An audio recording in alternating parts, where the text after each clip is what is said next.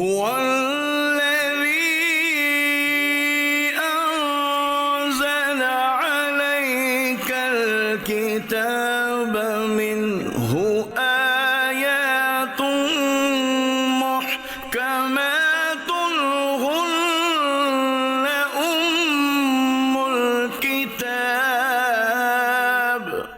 وہی ہے جس نے تم پر یہ کتاب اتاری، اس کی کچھ آیتیں صاف معنی رکھتی ہیں، وہ کتاب کی اصل ہیں۔ الحمدللہ رب العالمین، والصلاة والسلام علی سید الانبیاء والمرسلین، اما بعد فاعوذ باللہ من الشیطان الرجیم، بسم اللہ الرحمن الرحیم۔ الصلاة والسلام علیک یا رسول اللہ وعلی آلک واصحابک یا حبیب اللہ۔ الصلاة والسلام علیک یا نبی اللہ وعلی آلک واصحابک یا نور اللہ۔ محترم ناظرین کرام، ماہ رمضان المبارک کی آمد ہے، اور اللہ نے چاہا تو بروز بدھ یا بروز جمعرات سے رمضان المبارک شروع ہو جائے گا، اور رمضان المبارک کی بہاریں ہوں گی۔ اللہ رب العزت ہمیں یہ ماہ رمضان المبارک امن و سلامتی اور عافیت کے ساتھ دیکھنا نصیب فرمائے۔ ناظرین کرام، اللہ رب العزت نے رمضان کے حوالے سے، روزوں کے حوالے سے قرآن مجید فرقان حمید میں مختلف احکامات بیان فرمائے ہیں۔ قرآن کریم فرقان حمید میں جو احکامات بیان کیے گئے، آج ہم انہیں جو ہے وہ زیر بحث لے کر آئیں گے، اگرچہ کہ یہ موضوع ایسا ہے کہ جو پہلے ڈسکس کیا جا چکا ہے، لیکن چونکہ جب بھی رمضان کا موقع آتا ہے اور اس بات کی ضرورت پیش ہوتی ہے کہ ہم رمضان کے متعلق بنیادی احکام جانیں، تو آئیے سب سے پہلے سورہ بقرہ کی کچھ آیات ہیں 183 سے، ان کی تلاوت اور ترجمہ سنتے ہیں، اور پھر جو آپ اپنی گفتگو آگے بڑھائیں گے۔ جی، آیت مبارکہ کی طرف بڑھتے ہیں۔ قرآن کی روشنی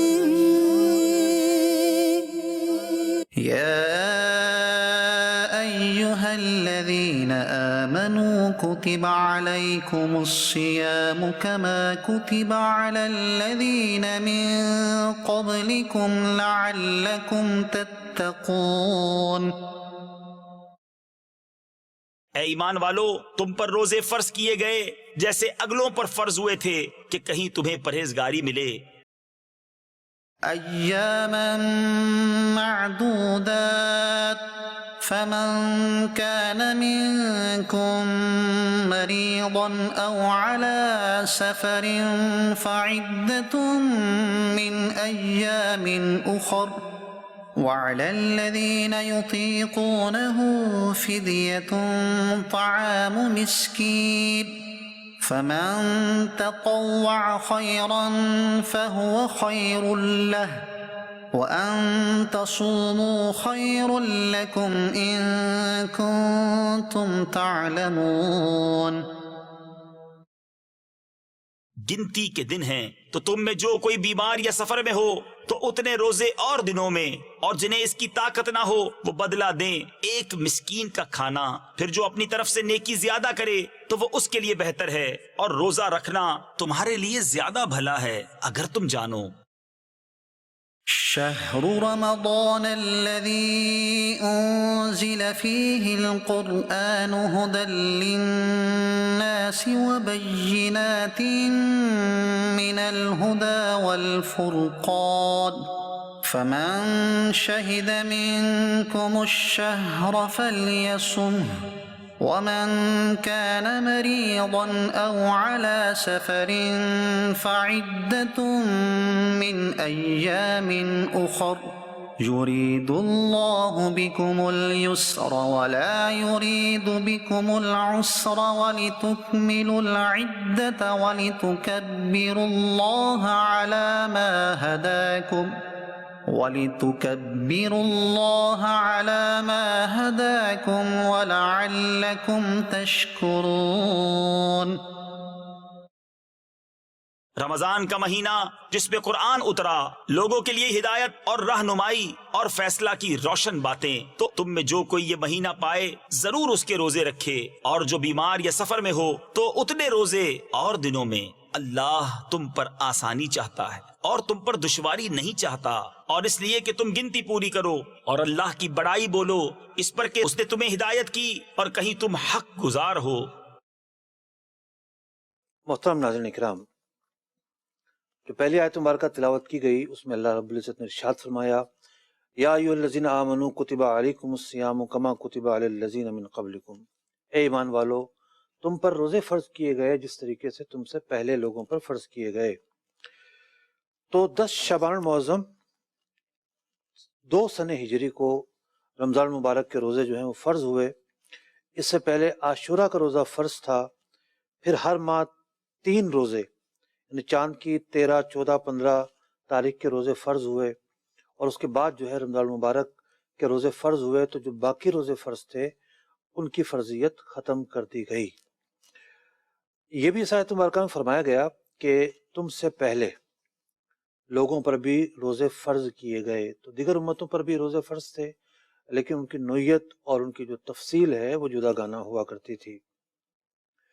اس آیت مبارکہ میں روزے کا جو مقصد ہے اللہ رب العزت نے اس کو بھی بیان فرمایا، لعلکم تتقون، تاکہ تم پرہیزگار بن جاؤ۔ پرہیزگاری کسے کہتے ہیں؟ پرہیزگاری کہتے ہیں حرام چیزوں سے رک جانے کو۔ بندہ جب حرام چیزوں سے رک جاتا ہے تو وہ پرہیزگاری کے راستے پر آتا ہے۔ روزہ ہمیں رک جانا سکھاتا ہے کہ اللہ رب العزت نے رمضان کے مہینے میں دن کے وقت میں عاقل و بالغ، غیر مسافر یا جو عذر نہ رکھتا ہو، ان پر رمضان کے روزے فرض کیے ہیں۔ ان کے لیے رمضان میں دن کے وقت جو ہے وہ روزے کی نیت سے تمام شرائط کے ساتھ بھوکا پیاسا رہنا واجب ہے، کھانے سے رکنا واجب ہے، پینے سے رکنا واجب ہے، اور دیگر جو احکامات ہیں اس سے رکنا واجب ہے۔ تو یہ جو مہینہ ہے یہ مہینہ ہمیں رکنا سکھاتا ہے، امساک سکھاتا ہے، ٹھہراؤ سکھاتا ہے۔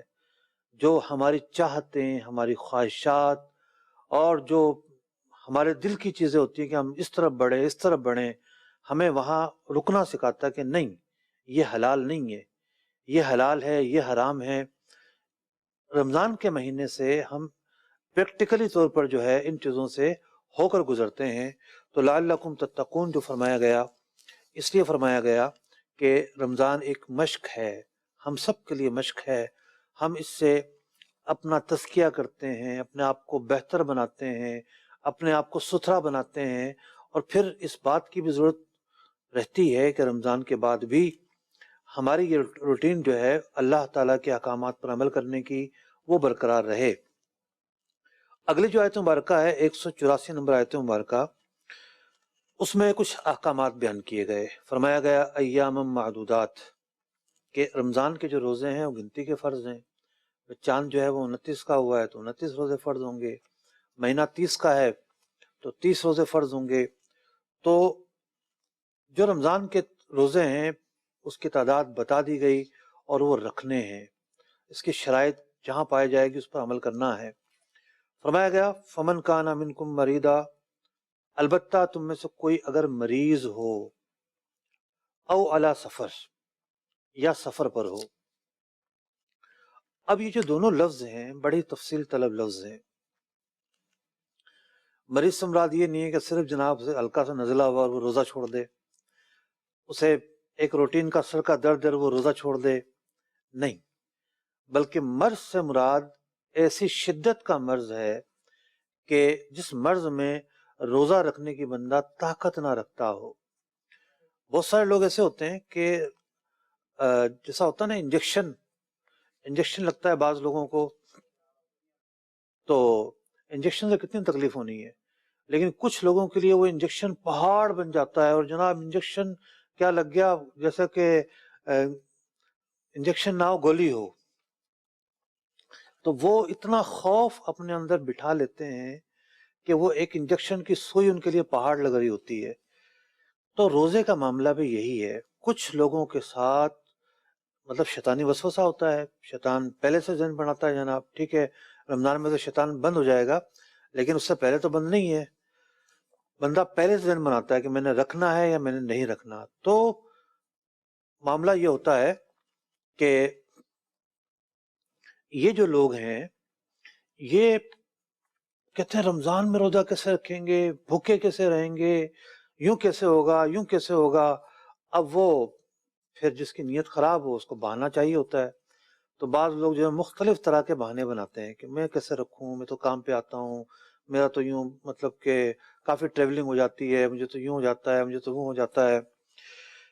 تو کہنے کا مقصد یہ ہے کہ مریض کی رعایت دی ہے قرآن پاک نے. اس کا مطلب یہ نہیں ہے کہ ہر شخص اپنے مریض ہونے کے اعتبار سے اس نہج پر پہنچا ہو، اس جگہ پر پہنچا ہو کہ وہ روزہ چھوڑ سکتا ہو. نہیں، مرض کی شدت دیکھی جاتی ہے. بعض اوقات ڈاکٹر بھی بلا وجہ جو ہے مریض کو مشورہ دے رہے ہوتے ہیں کہ آپ روزہ نہ رکھیں.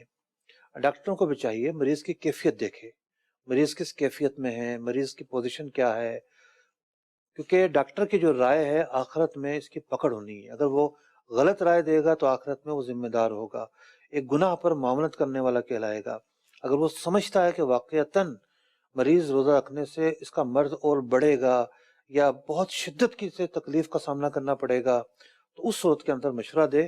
اور پھر ڈاکٹر صاحب کو معلوم ہونا چاہیے کہ روزہ جو ہے اس کی کیا اہمیت ہے، کیا فوائد ہیں اور کیا روزے کی جو نا حکمتیں ہیں. تو صرف یہ نہیں ہے کہ ایک بغیر سوچے سمجھے رائے دی جائے. لیکن جو مریض ہے بہرحال اس کے لیے روزہ چھوڑنے کی اجازت ہے. چھوڑنے کا مطلب یہ نہیں کہ روزہ معاف ہو جائے گا، روزہ تو معاف نہیں ہوگا، لیکن بعد میں قضا رکھنی پڑے گی. ہمارے ایک مغالطہ پایا جاتا ہے کہ جو مریض ہے روزہ چھوڑ سکتا ہے وہ فدیہ دے گا. ایسا نہیں ہے، اس روزے کی قضا رکھنی پڑے گی. جب صحت مند بندہ ہوگا، جب حالات سازگار ہوں گے، روزہ رکھنے کی طاقت آ جائے گی تو روزہ رکھنا پڑے گا. ہر مریض کے لیے روزہ جو ہے روزے کا فدیہ نہیں ہے. روزے کا فدیہ صرف شیخ فانی کے لیے ہے، اس کی تفصیل بھی کچھ دیر میں آیا چاہتی ہے. فرمایا گیا وہ علی سفر، یا پھر یہ ہے کہ تم سفر میں ہو. اب جو لوگ سفر میں ہوں گے تو ان کے لیے بھی جو ہے وہ روزے کی رخصت ہوتی ہے. سفر سے مراد 92 کلومیٹر سے زیادہ کا سفر ہے. کسی سفر پہ جانا ہے کسی کو اور دن کے وقت نہیں نکلا، وہ رات کو ہی نکلا ہے مثال کے طور پر، یا وہ اب سفر میں کنٹینیو، تو وہ چاہے تو روزہ چھوڑ سکتا ہے، بعد میں قضا رکھے گا، اور چاہے تو روزہ رکھ لے. فرمایا گیا فَعِدَّةٌ مِّنْ أَيَّامٍ أُخَرَ، مریض نے اگر روزہ چھوڑا ہے، مسافر نے اگر روزہ چھوڑا ہے تو اسے بعد میں قضا رکھنی ہے. یہ نہیں فرمایا یہاں پر کہ فدیہ دینا ہے. یہ ایک بہت بڑا مغالطہ ہے جو ہمارے لوگوں کے ذہنوں میں بیٹھا ہوتا ہے. وَلِلَّذِينَ يُطِيقُونَهُ، اور جو لوگ طاقت ہی نہیں رکھتے، فدیۃ طعام مسکین، بڑھاپے کی اس دہلیز پر پہنچ جاتے ہیں کہ اب ان کا صحیح ہونا، صحت مند ہونا، طاقت کا واپس آنا اب عادتاً ممکن نہیں ہوتا. جب بالکل بڑھاپے کی اس دہلیز پر پہنچ جائے کہ اب صحت واپس نہیں آنی اور اب بالکل مطلب آخری جو ایام ہوتے ہیں بندے کے، جو زندگی کے آخری سال ہوتے ہیں، کچھ لوگ تو اس میں بھی فٹ ہوتے ہیں لیکن کچھ لوگ اس میں بہت لاغر، بہت کمزور ہو جاتے ہیں، بیڈ پر آ جاتے ہیں. ان کے واپس آنے کے، یعنی واپس آنے سے مراد یہ ہے کہ ان کی صحت کے واپس آنے کے چانس نہیں ہوتے. تو ایسے جو لوگ ہیں، ایسے لوگوں کے لیے فدیہ ہے. اب یہ لوگ بھی اگر صحت مند ہو جائیں تو ان کو قضا رکھنی پڑے گی اگرچہ کہ فدیہ ادا کر چکے ہوں. تو فرمایا گیا کہ یہ جو لوگ ہیں وہ فدیہ ادا کریں گے. فمن تطوع خیرا فهو خیر اللہ، بلا شبہ اللہ رب العزت جو ہے وہ نیک کام کرنے والوں کو پسند فرماتا ہے. وان تصوموا خیر لکم ان کنتم تعلمون، روزہ رکھنے میں فوائد ہی فوائد ہیں اگر تمہیں اس کا پتہ ہوتا.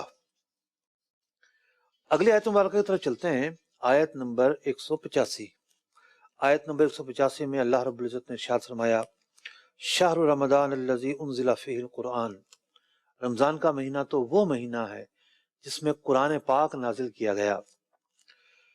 ہدی للناس، لوگوں کے لیے ہدایت ہے اس کے اندر، وبینات من الہدی، رہنمائی اور فیصلے کی روشن باتیں ہیں. فمن شہد منکم الشہر فلیصمہ، جو رمضان کا مہینہ پائے اسے روزے رکھنے پڑیں گے۔ ومن کان مریضا، جو مریض ہو، او علی سفر، یا حالت سفر میں ہو، وعدۃ من ایام اخر، تو پھر قضا رکھے گا دوسرے ایام میں۔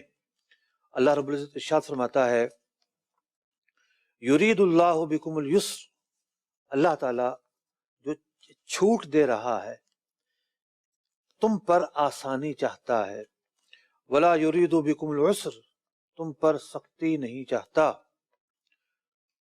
وَلِتُكْمِلُوا الْعِدَّةَ، اور رمضان کے روزوں کی جو گنتی ہے وہ گنتی پوری کرو، وَلِتُكَبِّرُوا اللَّهَ عَلَى مَا هَدَاكُمْ وَلَعَلَّكُمْ تَشْكُرُونَ، اور اللہ کی بڑائی بولو کہ اس نے تمہیں ہدایت کی اور تم حق گزار ہو۔ محترم ناظرین کرام، اس آیت مبارکہ کے اندر بہت ساری باتیں بیان کی گئیں۔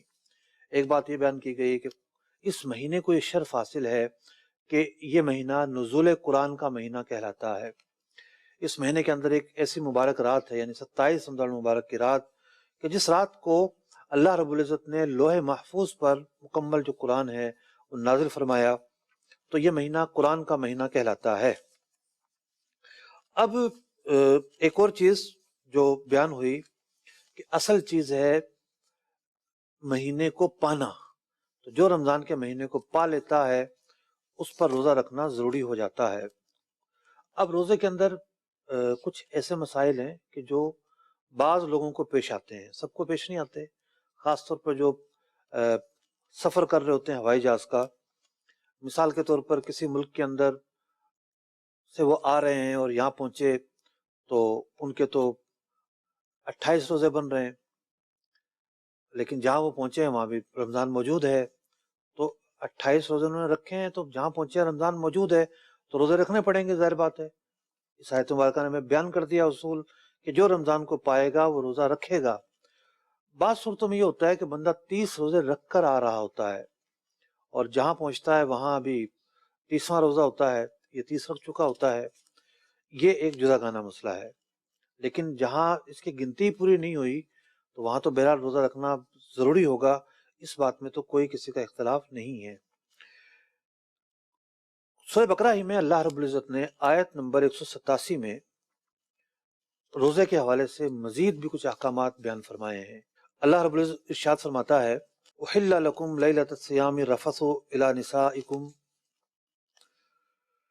کہ اللہ رب العزت نے حلال کیا ہے تمہارے لیے رمضان کی راتوں میں عورت کے قریب جانا۔ ہن لباس لکم وانتم لباس لہن، تم ان کے لیے لباس ہو وہ تمہارے لیے لباس ہیں۔ پچھلی امتوں میں یہ ہوتا تھا کہ افطار کے بعد، افطار ہو گیا اور اس کے بعد جو ہے اب کھانے پینے کی اجازت نہیں ہوتی تھی، جیسا کہ عشاء کی نماز ہو گئی، اب عشاء کی نماز کے بعد کھانے پینے کی اجازت بھی نہیں ہے۔ اب جو ہے ازواج کے قریب جانے کی اجازت بھی نہیں ہوتی تھی رمضان کی راتوں میں۔ تو ایک مرتبہ ایسا ہوا کہ کسی سے غلطی ہوئی اور جس بات سے منع کیا گیا تھا وہ کام کر بیٹھے۔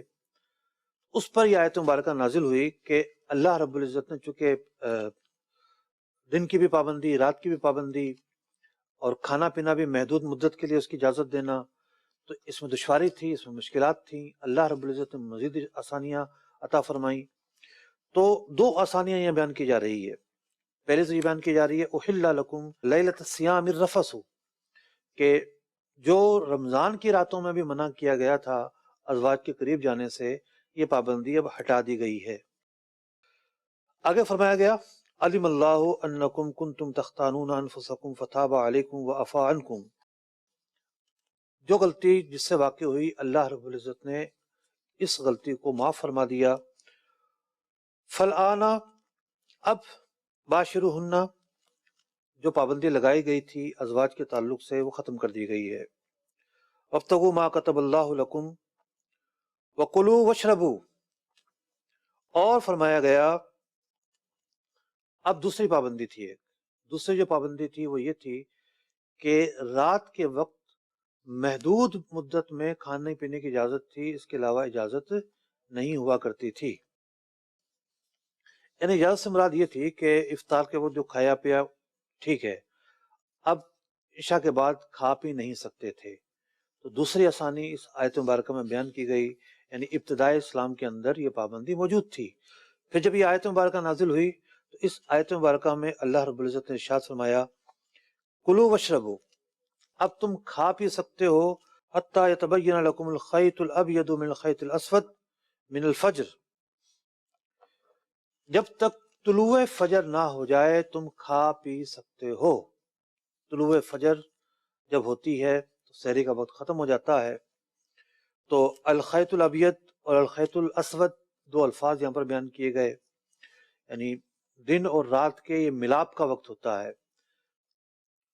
تو ملاپ کا یہ وقت ہوتا ہے، اور اس ملاپ کے وقت کو جو ہے خیط ابید اور خیط اسود سے تعبیر کیا گیا۔ مزید بھی اس کے تحت بہت سارے نکات بیان ہو سکتے ہیں، لیکن میں فقہی نکات پر ہی فوکس کر رہا ہوں۔ تو اب اس کا واقعہ بھی یہ تھا کہ ایک صحابی رضی اللہ تعالیٰ عنہ وہ گھر آئے کام کاج سے فارغ ہونے کے بعد، ان کا نام سرما بن قیس تھا۔ جب گھر آئے تو افطار کا وقت ہوا، ان کی آنکھ لگ گئی، بمشکل پانی وغیرہ پیا ہوگا انہوں نے، آنکھ لگ گئی تو اب وہ وقت ختم ہو گیا جس میں کھا پی سکتے تھے، پورا دن بھوکے پیاسے رہے، روزے سے تھے۔ اب وہ جو قلیل وقت ملا ہوا تھا کہ اس میں کھانا ہے، اس وقت میں بھی نہیں کھا سکے، پوری رات بھوکا پیاسا ہو کر گزاری۔ اگلا دن جو ہے وہ کام پر چلے گئے، اور کام پر بھی جو ہے نڈھال ہو کر گر گئے، بے ہوش ہو گئے۔ اس پر جو ہے پھر یہ آیت مبارکہ نازل ہوئی، اور اس آیت مبارکہ کے اندر جو ہے اللہ رب العزت نے اس بات کی اجازت دی کہ بندہ جو ہے وہ کھا پی سکتا ہے، اور رات کے تعلق سے جو پابندی ہے وہ پابندی ختم کر دی گئی۔ آگے بڑھتے ہیں۔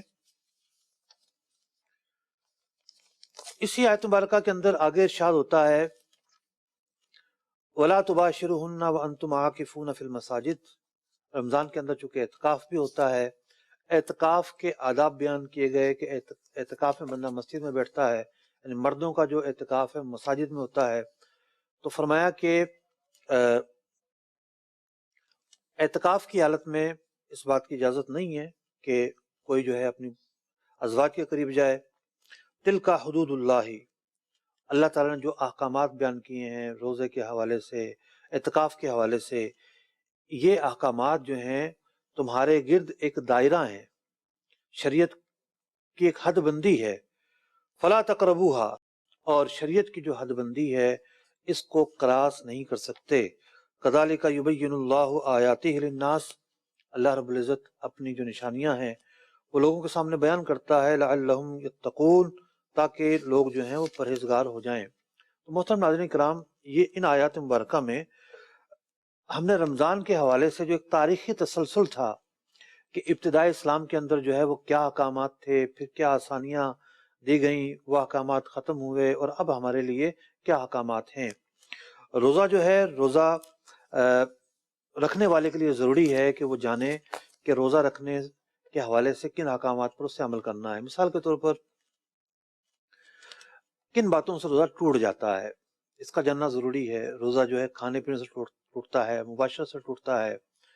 روزہ جو ہے معدے میں کوئی چیز اگر جاتی ہے منافذ کے ذریعے، ناک کے ذریعے، حلق کے ذریعے، اور بھی منافذ کی تفصیل ہے، تو وہ چیز جو ہے وہ روزہ توڑ دیتی ہے۔ تو اس بات کا جاننا بھی ضروری ہے، روزہ کون سی چیزیں توڑ دیتی ہیں۔ اچھا، یہ باتیں بعض اوقات ہم نے پڑھی ہوتی ہیں، ہمیں پتہ ہوتی ہیں، لیکن ہوتا یہ ہے کہ رمضان سال بعد آتا ہے، ہم وہ چیزیں بھول جاتے ہیں۔ تو ان چیزوں کو دوہرا لینا چاہیے۔ قبلہ امیر علیہ سنت کی بہت ہی مارکۃ العارہ کتاب ہے رمضان مبارک کے حوالے سے، اس کتاب کا مطالعہ کریں، اور اس کے اندر آپ جہاں فضائل کو سیکھ پائیں گے، جہاں رمضان کے آداب کو سیکھ پائیں گے، وہیں پر آپ کو بڑے آسان الفاظ میں روزہ کن باتوں سے ٹوٹ جاتا ہے، کون سی چیزیں روزہ مکروہ کر دیتی ہیں، یہ باتیں بھی آپ کو سیکھنے کو ملیں گی۔ اور رمضان کے حوالے سے بندے کے ذہن میں غلط فہمیاں بھی بیٹھ جاتی ہیں، ارے جناب اس سے ٹوٹ جائے گا، اس سے ٹوٹ جائے گا، اس سے ٹوٹ جائے گا۔ تو اس حوالے سے مدنی چینل پر ہم نے ایک پروگرام بھی کیا تھا پچھلے سال کہ بھئی تقریباً 19 یا 20 غلط فہمیاں بیان کی تھیں کہ بھئی یہ غلط فہمیاں ہیں اور ان سے روزہ نہیں ٹوٹتا، یا روزے کے حوالے سے جو کانسیپٹس ہیں یہ غلط ہیں۔ محترم ناظرین کرام، رمضان مبارک کا مہینہ شروع ہو رہا ہے، یہ مہینہ نزول قرآن کا مہینہ ہے۔ اس مہینے کے اندر خاص طور پر جو ہے وہ تلاوت کی جاتی ہے۔ پیارے آقا علیہ السلام بھی بطور خاص جو ہے وہ ایک سے زائد مرتبہ جو ہے دور کا اہتمام فرماتے رمضان مبارک کے مہینے میں۔ تو یہ مہینہ، اس مہینے کے اندر قرآن سے جو کی طرف لگاؤ ہے بڑھ جاتا ہے، اور ہم چاہتے ہیں ہم قرآن سنیں، قرآن کے احکام سنیں۔ فہم قرآن کا مجھ کو میرے مولا عطا کر دے، پڑھوں سمجھوں عمل کا بھی مجھے یا رب تو جذبہ دے۔